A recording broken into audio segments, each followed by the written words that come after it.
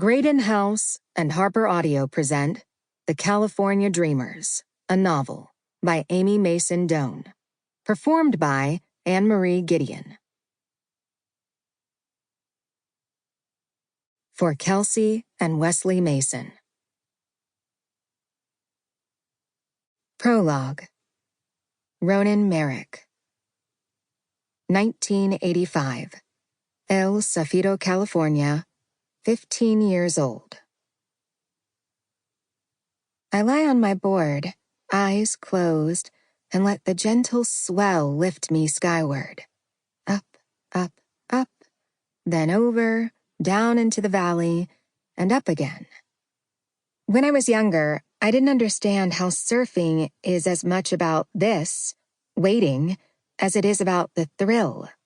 Patience, solitude, surrender, they're all names for the same thing. When I open my eyes, the sky is coral-swirled, and I've drifted toward Cap. He floats on his white and blue longboard, his hands trailing in the water. A lazy-looking gesture, but under the surface his fingers work expertly, little fins keeping the perfect right angle of his body aimed at the horizon. Cap, my father, named for the Greek fishing captain's hat he wears on land, tilted far over his eyes. My brothers and Mama went in long ago to nap in the shade, but it's peaceful this near sunset hour, when good waves are rare, and for long stretches of time you can sit and watch the light change and let your thoughts float. A green helix of kelp twists past the nose of my board, and I dip a hand in. The water's cold, but my back is warm, catching the last of the sun. I hear it before I see it. A distant whisper that breaks free from all the other noises out there, building to a friendly roar. Only seconds away, there's a fine little wave shaping up. It'll be 2 or 3 feet overhead, nice and wide. It's Cap's. He's closer. But to my surprise, he calls softly, "Yours, Ro." I don't hesitate. I paddle hard, stretching my arms as long as they'll go, then turn toward the shore just as the swell heaves me up. I pop up fast and shove hard with both heels, skitter up to the nose just in time. A half step back, a little crouch, half a back bend, and I'm right where I want to be.